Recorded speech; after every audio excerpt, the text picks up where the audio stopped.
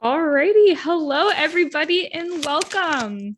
We are so happy to have you joining us here today for part two of our two-part webinar series, Journey of a Fossil, where we're going to continue the journey of the raccoon that we met in part one. To view closed captions in English and Spanish, please click on the external link that we have dropped in the chat. And if any of our guests are tuning in from YouTube, you can go ahead and find the link to closed captions in the description below.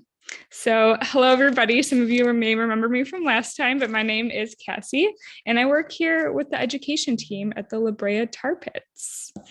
And joining me here today, I have a few of my coworkers. We have Agnes here, who you're going to see in a little bit. We've got some folks behind the scenes. We have Rachel, Jess, Julie, and Amanda, who you're not going to see on camera, but they will be in the chat, which will be open to you in just a bit. And they're going to be helping answer some questions and interact with all of y'all in there. And then, of course, today we have Connie and Steph, who we are going to meet in just a moment. So this might be a little bit of a different Zoom format than some of the students are used to having.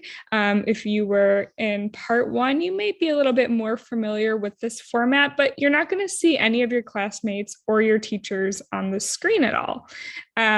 We can't see you, we can't hear you.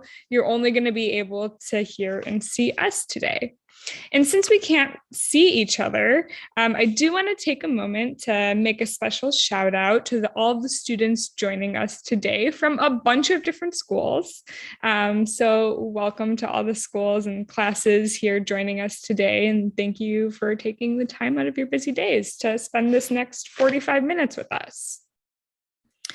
So since we can't see any of you and you can only see us right now, we're going to be using the chat a lot today to be able to participate and ask questions and make comments.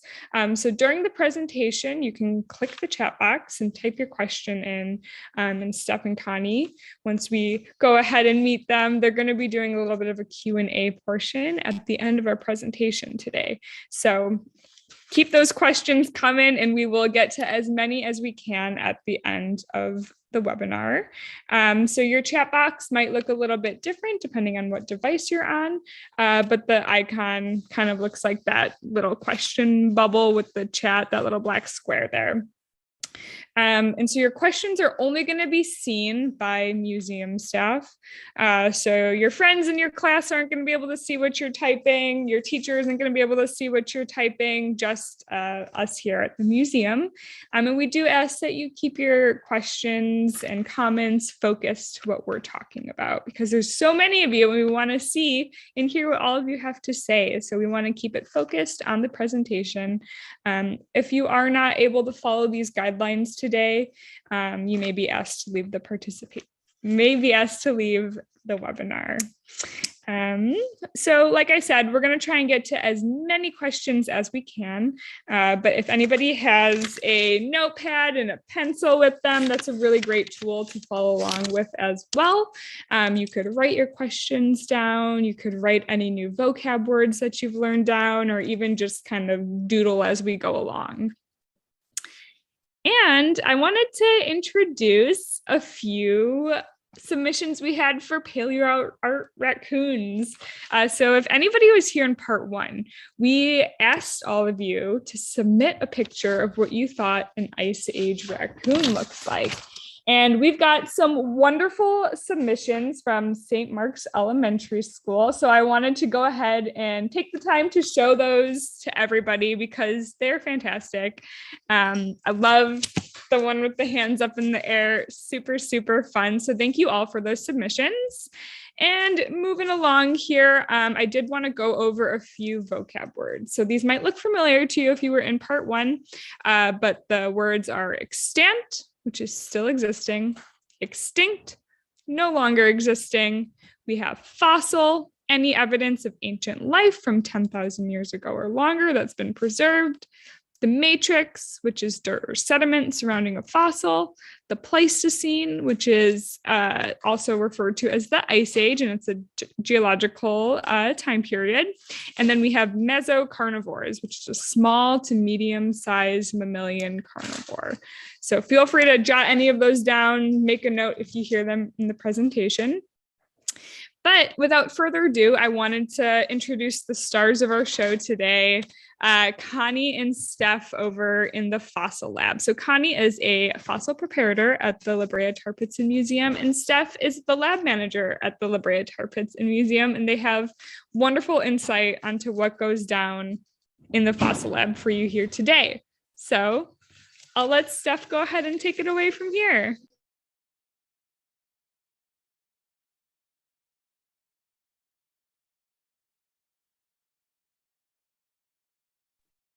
And Steph, you're on mute.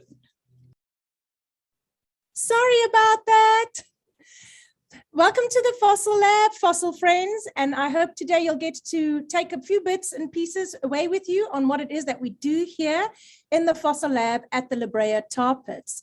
So here at the Fossil Lab, we have to prepare all the fossil specimens to add to our collection.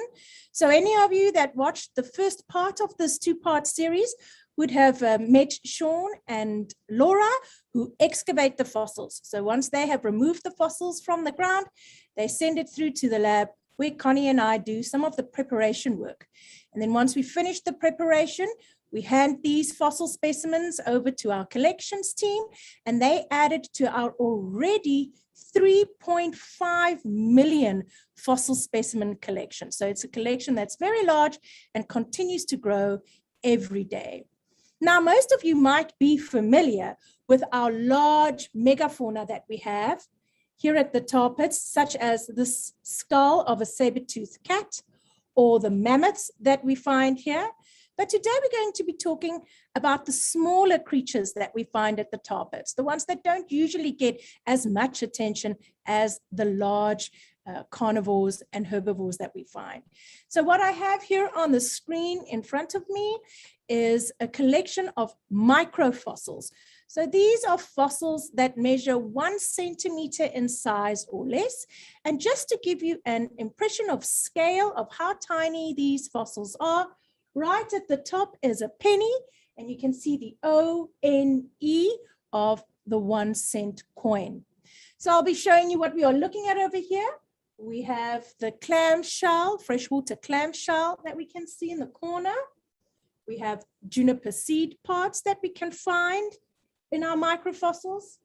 We have a bird claw, this lovely well-preserved insect leg that we can see here, probably belonging to a beetle. Here right at the bottom of the screen, we have the lower jaw of a lizard. We have a wood rat or pack rat molar or cheek tooth at the top. And here in the corner, we have the backbone or vertebra of a snake. Now, we find a lot of these microfossils in the matrix or the sediment that is adhering to the large fossils when we are doing the preparation work to remove that sediment. But we also find fossils of mesocarnivores. And these mesocarnivores are tiny, small little carnivores like foxes and raccoons. And most of the time, mesocarnivores are also nocturnal animals, which means they come out at night. Now, we don't have a lot of mesocarnivores in our collections. And the reason for that is predicted that it might be at night when the temperature drops and it gets a little cooler. The asphalt is, or the tar isn't as sticky as it is in the day when the sun is baking it and making it a lot more oozy and sticky. And so light-footed animals like raccoons might be able to walk over the tar seeps without getting stuck. But we were very lucky that in 2020, a raccoon skull was discovered in our excavation. And this was an extremely exciting discovery for us because it was one of only a handful, or actually only 2 specimens of raccoon that's ever been found here at the tar pits. But I'm going to hand over to Connie, and she's going to tell you a little bit more about this amazing discovery. Yes, hello everyone. So without further ado, here is the raccoon skull that we found. And so this is really special for us, as Steph mentioned, because this is our only raccoon skull and it's our second only raccoon fossil. And so, as you might have heard in the first part, in excavations, they found this skull in 3 pieces, and Karen out in excavations found that first piece, which is this little bit of the jaw right, or the top part of the jaw right here. And then in other pieces, we found this back half of the skull, sort of that brain case region. And then we found this other piece right here as another part of excavations. And so how did we know that this was a raccoon? Because when we found it, we don't find raccoons a lot, so it was kind of hard to tell. So one thing that we can use to help us identify animals is the comparative collection. You might be able to see behind me, I took out 2 of our trays from the comparative collection, and this is sort of like a bone library. So we have a collection of modern animals and fossil animals that we can sort of compare to figure out what we're looking at. And I wanted to show it because, as it turns out, raccoons and coyotes are a little bit more similar than you might think. So this is a coyote skull right here, and this is a raccoon. So there's a lot of similarities here that when a fossil is covered with matrix, it can be really hard to tell apart. And so when we first found the raccoon, or parts of the raccoon, we thought it was a coyote. And you can see, if you're only looking at maybe a tiny bit of it, they look pretty similar. But there are some differences that we can see between them. So over here is the coyote, and you can see that it's got this much better defined crest up here called a sagittal crest, as opposed to the raccoon, which doesn't really have that. You might be able to see that the shape of the back of the skull, this is where the neck connects, is a little bit different too. The raccoon's almost a little bit more triangular. Another difference is that coyotes have a much longer snout than a raccoon does. So looking at these differences and having, the fossil there with the modern can really help us identify what exactly we're looking at. So here's that modern raccoon versus our fossil raccoon. And it's by looking at these details that help us identify what we're looking at. And so it might be a little bit easier now to compare these two, but when it was found, these fossils were still covered with matrix. And so we had to remove that matrix in order to expose all those features. And to talk about that, I'm going to pass it back over to Steph, and she's going to have a demo on, actually, first we'll talk about what that raccoon skull looked like as it came out of excavation. So you can see on the gray background picture, that's the back half of that raccoon skull. And the picture of the piece on the yellow sponge, that's one of those front portions of the skull as we found it. And so I'm going to let Steph do a little prep demonstration to talk about how we remove that matrix. Yes, so as you can see, this skull is covered in that asphaltic or sticky or tarry matrix. And what the matrix is, it's just a collection of sediment, sand, pebbles, and sometimes organic and biological material that might include some of these microfossils that we find as well. And what we have to do to remove the asphalt, to remove the matrix, is we have to soften the asphalt. And how do we do that? Well, asphalt is a byproduct of crude oil. So the Brea Tar Pits Museum is right on top of the Salt Lake oil field. And it is that oil that comes to the surface of the land, and then it finds its way through the fissures that are created by the tectonic or earthquake activity that we have here in Los Angeles. And when that oil reaches the surface, the lighter elements dissipate into the air and the heavier elements stay behind in the form of the sticky, viscous asphalt, also known as tar. And so when we have to remove it, we have to look at degreasing chemicals that is used in the industries of medicine or aerospace, or even just what car mechanics use to clean off the grease and oil from engine parts. And what we use here at the Tar Pits is a degreasing solvent called Novex 73DE. Now, we use the solvent very carefully, by applying it onto a tool such as this foam tip applicator that we have over here. We like to use the foam tip applicators because the tip is made of foam and underneath is a Q-tip, but the foam is extremely gentle on the fragile fossil and won't grab on any bits of sharp edges that we might find on the fossil. We also use smaller foam tips like these over here. These are great for getting into tiny little nooks and crannies that we might want to clear out between the teeth or tiny little areas in the skull. And talking about teeth, many of you might be familiar with this tool. This is the handy dandy toothpick. And yes, we do use it to pick matrix and sediment out between the teeth of the fossils while we are preparing them.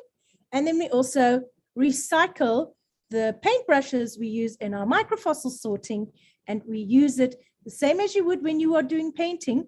We would dip the paintbrush into the solvent, the Novex 73DE, and then we would apply that to the fossil. So those are the different kinds of tools that we use to apply the solvent. And now I'm going to give you a demonstration, a quick demonstration of how it is that we remove the asphalt. What I have over here is the upper jaw of a direwolf that is still completely encrusted in this black, dark, asphaltic matrix. You can see a little bit of the tooth is exposed over here. Teeth are generally lighter in color than the bone itself. The asphalt tends to stain the fossils here at the tar pits. So all our bones have this brown coloration to it, but the teeth always have a much lighter shade to it.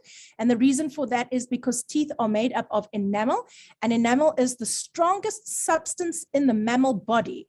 And so it's really difficult for the asphalt to get in through that tough enamel to stain the teeth, where it's much more easily absorbed in the bone to stain the bone, so the bone has this browner color to it. What I'm going to do now is a demonstration.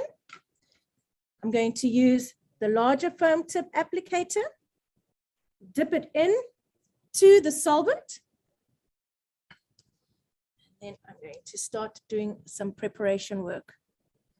And you will notice that it is quite quickly, as soon as we apply the solvent, that it starts to soften up the matrix or the asphalt so that we can get the matrix off. And if we look at the tool now, do you notice how much darker the tool is as it has absorbed that asphalt and is helping us to loosen that matrix or sediment so that we can remove it from the fossil. Now, this is a technique that takes some time to do because we want to be sure that we are as delicate and as careful with these fragile fossils as possible. We also want to make sure that we retain any important information that might be left on the fossils. Sometimes we can get carnivore tooth marks on the fossil, and so we want to make sure that when we do this preparation, we are gentle with it so that we can keep all these little clues from the past with the fossil to help scientists understand exactly what happened to these creatures. Now, as you saw, Connie showed you the fully prepared raccoon skull when she was comparing it to the modern raccoon skull. But what she did do is she created a time-lapse video of the preparation work on that specific raccoon skull. And here's a video where you will be able to see the work that she's been doing. And this is, like I said, a time lapse. It took Connie about 6 hours to do this work. You can see there she's using the toothpick and the paintbrush and the foam tip applicators. And she keeps applying little bits of solvent to it and is gradually removing that matrix. What you are starting to see come in frame is the palate or the roof of the mouth. And then to the sides, there we go. Connie's starting to clear up the teeth. You see them becoming more exposed the more she's doing the work and applying the tools to that specimen.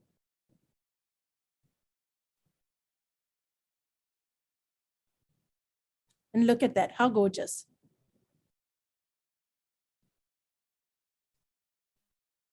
And now I'm going to hand over to Connie, where she's going to tell you what it is that we do when we conserve or repair these fossils that we find in the lab. Thanks, Steph. So yes, you can see the preparation is a very important step just so we can see those features. And it's also important because sometimes we find fossils that are in multiple pieces, like the raccoon, and we have to do a little bit of repair work in order to put it back together. And so the glue we use is a special conservation glue called Paraloid B72. It's a plastic, and it actually comes to us in these little plastic beads. And we can dissolve that with acetone to make different glues. So this is one of our glues. This is a very thin glue. You can notice it's very watery. Let me drip some onto my glove. And this glue we can use to actually drip into really delicate fossils, and it absorbs. And then as it dries and hardens, it gives that fossil support from the inside out. And then for repair, we can make a thicker glue. So this is our thicker consistency. And this is thick enough that we can use it to glue fossils back together. And so for a quick example, here is a part of a saber-toothed cat canine. And you can see that it's in these two pieces that fit together like this. And so what we do is we just apply that glue to that break and hold it together, and then it becomes one piece. And I took a video of one of the repairs of the raccoon skull, one of the three. So it's just showing sort of the general process with that raccoon. So you can notice I'm testing out the fit first, just making sure that that part of the jaw fits into that back half of the skull in the right way. And then now it comes time to put on the glue. So you can see we just like to give a nice even coat all around the area where it's going to connect, just to make sure that it holds it together really strongly. And so just like that, fossil's been repaired, and we've got 2 out of the 3 pieces of their raccoon skull together. So yeah, that's how we repaired that raccoon skull, got it in one piece. And I think now I'll open it up for Q&A, and we'd love to take your questions, me and Steph. Yeah, thank you, Connie and Steph, for such a wonderful kind of dive into the work that you all do every day on the raccoon skull. It's very interesting, and the students generated quite a few questions. So to get started, y'all were holding the skull that was covered in the tar, and I had a few questions from Kane and from Melanie.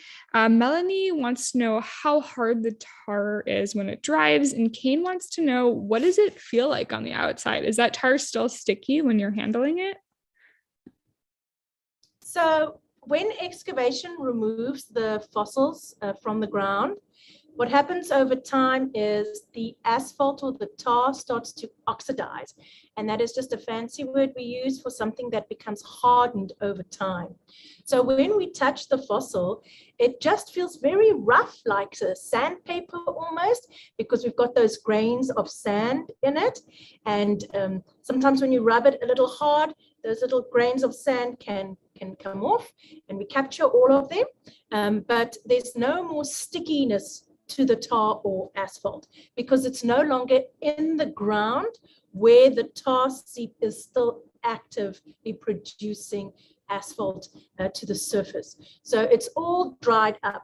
And that's one of the reasons why we use that chemical, that solvent, the Novex 73DE, because what that solvent allows us to do is it softens up that asphalt that's hardened over time.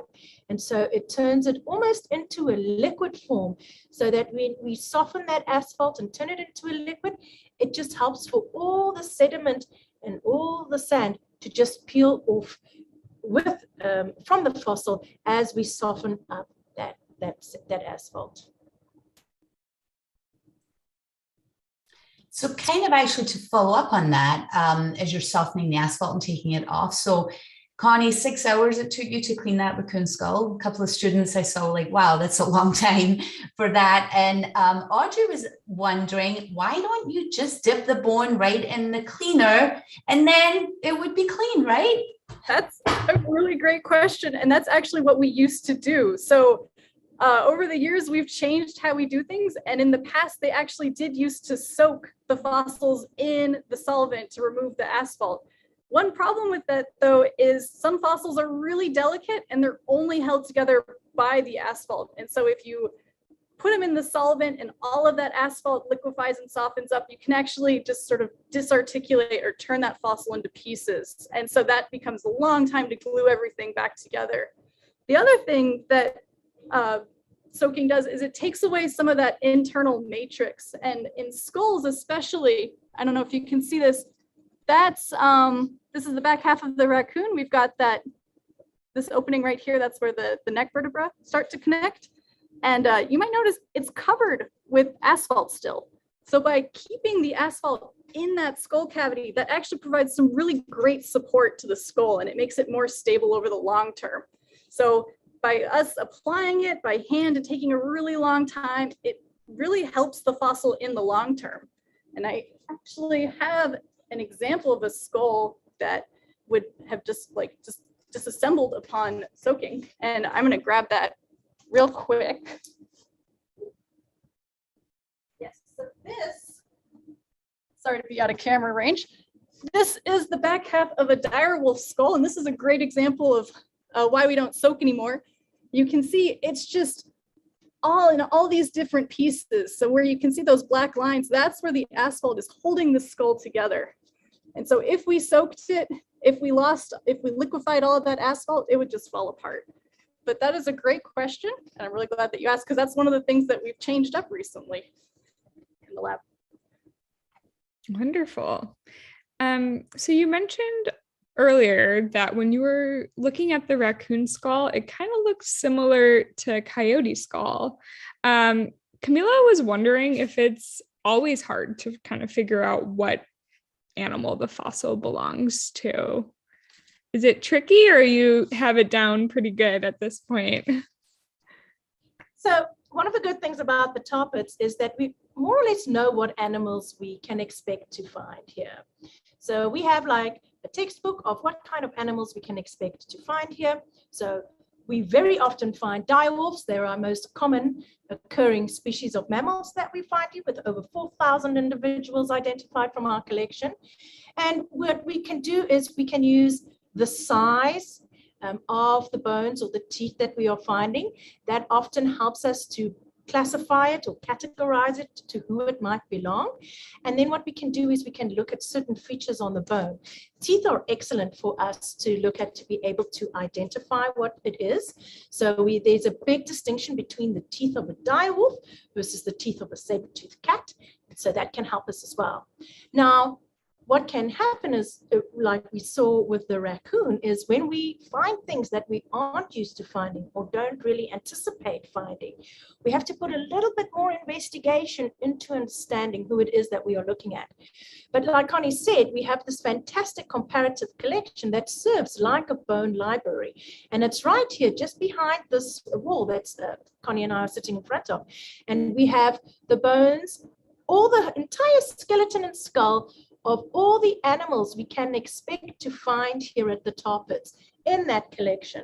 And so if we're uncertain who we are looking at, we can go into that collection, we can pull it out, and we can start to do that comparison.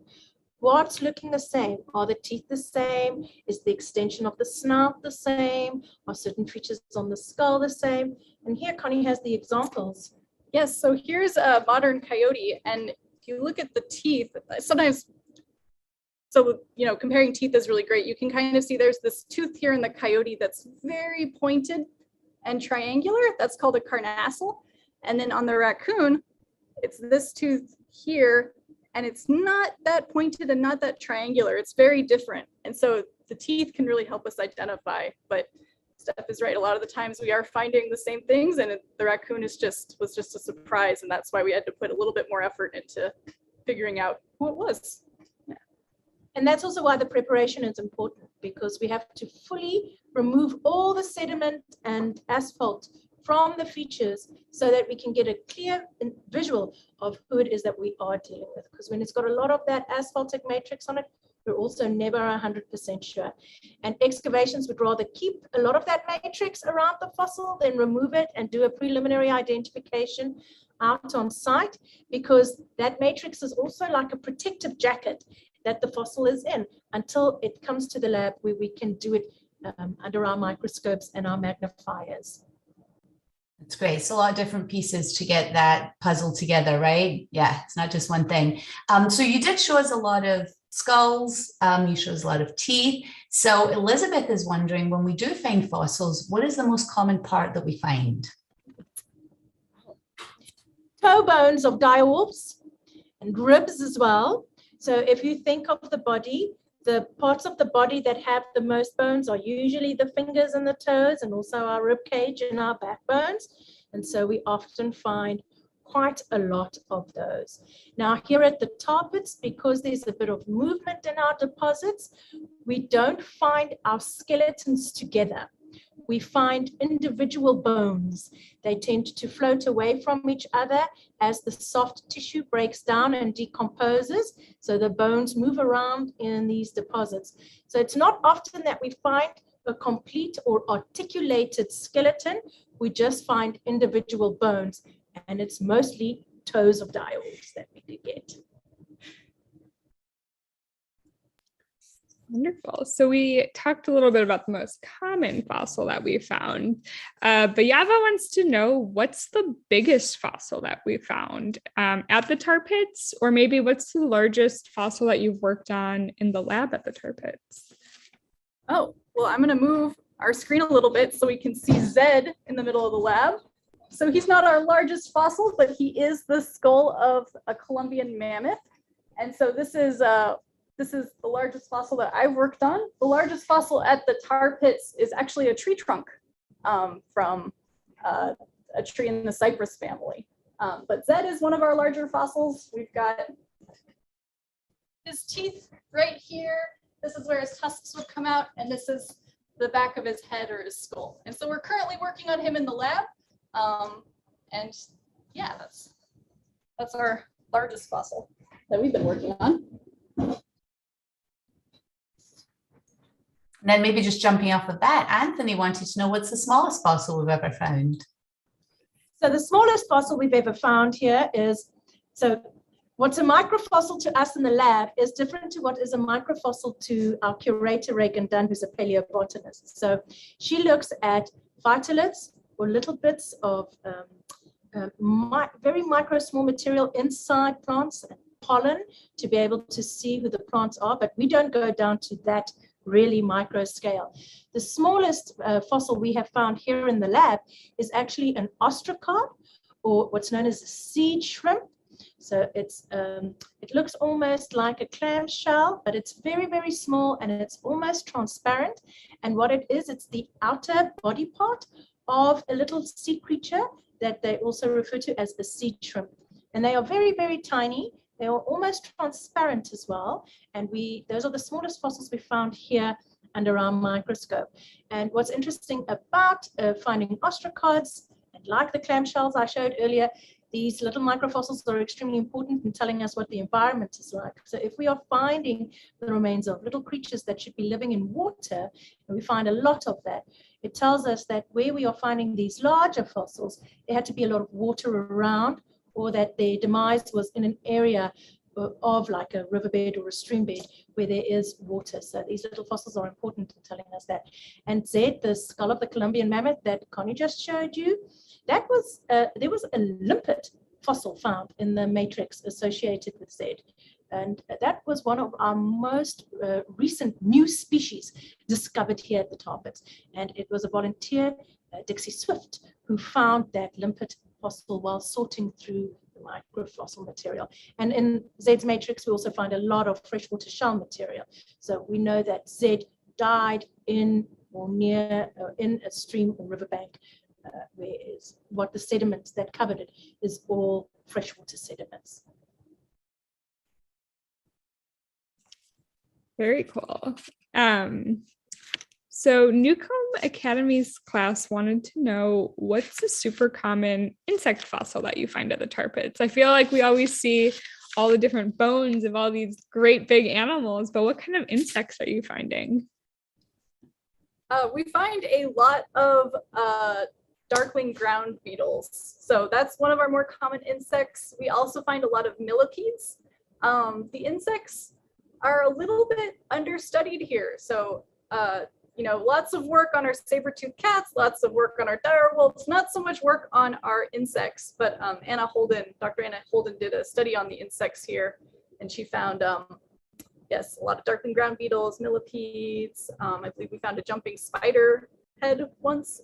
So we do have insect fossils there, and they can be quite diagnostic for what the past was like as well. So that's another exciting thing about them. Yeah. Very cool. And then I guess it kind of depends on what fossil you're holding. But a couple of our students, Gary and Emma, want to know, because most of us don't get to touch fossils, right? We just get to see you guys touch fossils. So they want to know what fossils feel like. Do they feel hard? Are they smooth, bumpy? Give us an idea.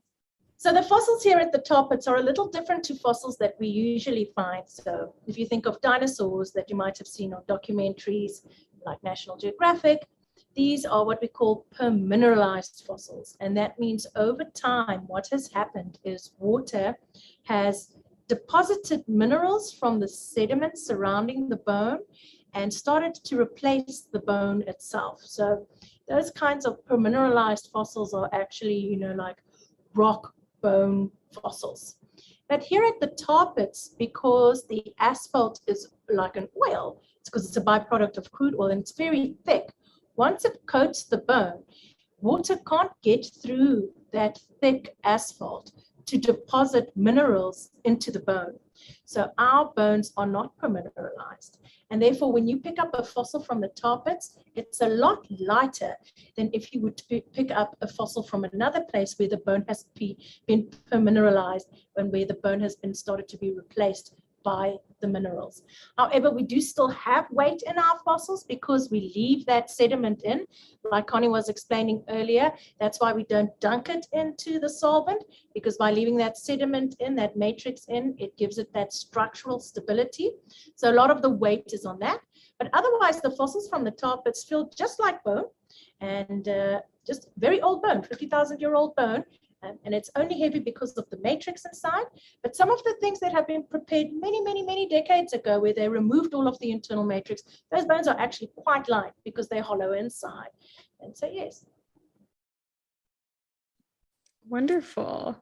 I think we have time for one more quick question. Some of our students wanted to know a little bit more about you both.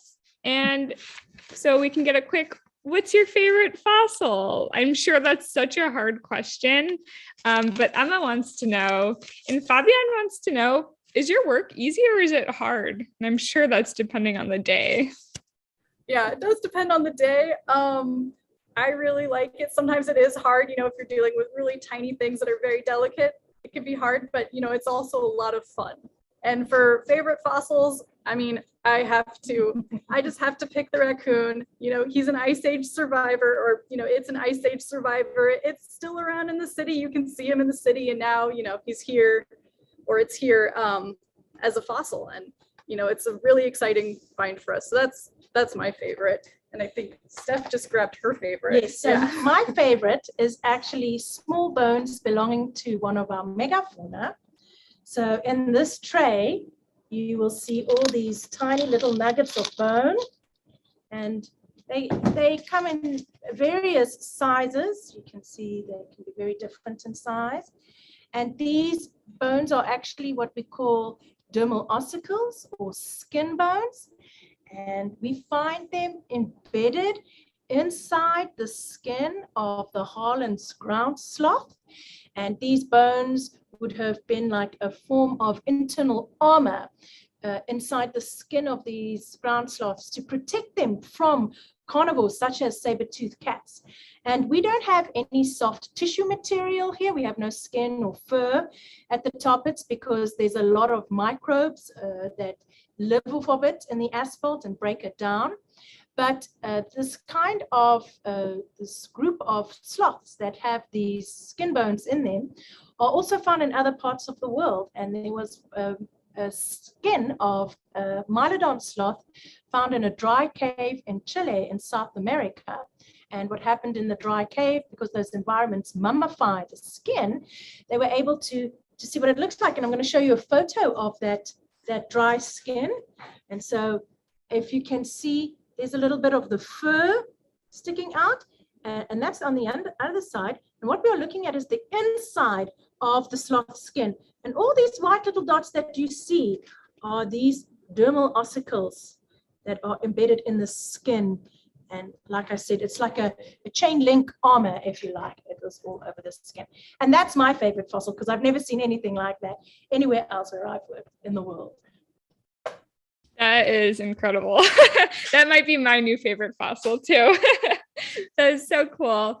Thank you all to the students for asking all these wonderful questions. Unfortunately, we don't have time to get to every question today, but I encourage you all to do your own research and try and hunt for some answers to the questions that maybe didn't get answered. But I wanted to make sure that we had some time to talk about all of you getting involved in the story of this raccoon fossil. So between Laura and Sean and Connie and Steph, they've all became part of this fossil's journey. And now it's time for you all to become part of the fossil's journey. So you may have noticed the big skull that Connie showed us, and its name was Zed. So sometimes for really cool, really important fossils, they're all really cool and important, but for these really characteristic fossils, we give them names. And so we wanted to reach out to all of you who are joining us on this webinar to submit names for this raccoon skull. So I bet you're wondering, how can I enter? Well, if you are a part of a K through 12 accredited California school, your class can vote on a name together, right? Join forces with your classmates, come up with one submission, and your teacher can email it to us at schoolprograms@tarpits.org. So once you and your classmates decide on a name, your teacher will email the name to us in School Programs, and we're going to compile all of the submissions and we're going to send it out museum-wide. And everybody at the Natural History Museum, the Tar Pits, the Hart House are all going to vote on what the name is going to be for our raccoon skull. And so then we will announce the winner on May 24th, and there's going to be a special prize to the class whose name gets picked. All this information will come out to your teachers in a follow-up email, so don't worry about scrambling to get it down right now, but start to think of names, because you all have until Tuesday, May 17th to submit the name. So with that, our program is coming to a close, but if you are interested in learning more about the Tar Pits, you can find us on social media at youtube.com/the Brea Tar Pits, where a recording of this webinar is actually going to live. So if you want to go back and rewatch some of the stuff that we learned today, you can find it there. And you could also follow us on Instagram at the Brea Tar Pits. The name of the raccoon, the winning name, is going to be featured on our social media, so you can look out for it there, but the name is also going to be released to all of you via email. So thank you all for joining us today. I hope you have a great rest of your Tuesday, and we'll see you next time.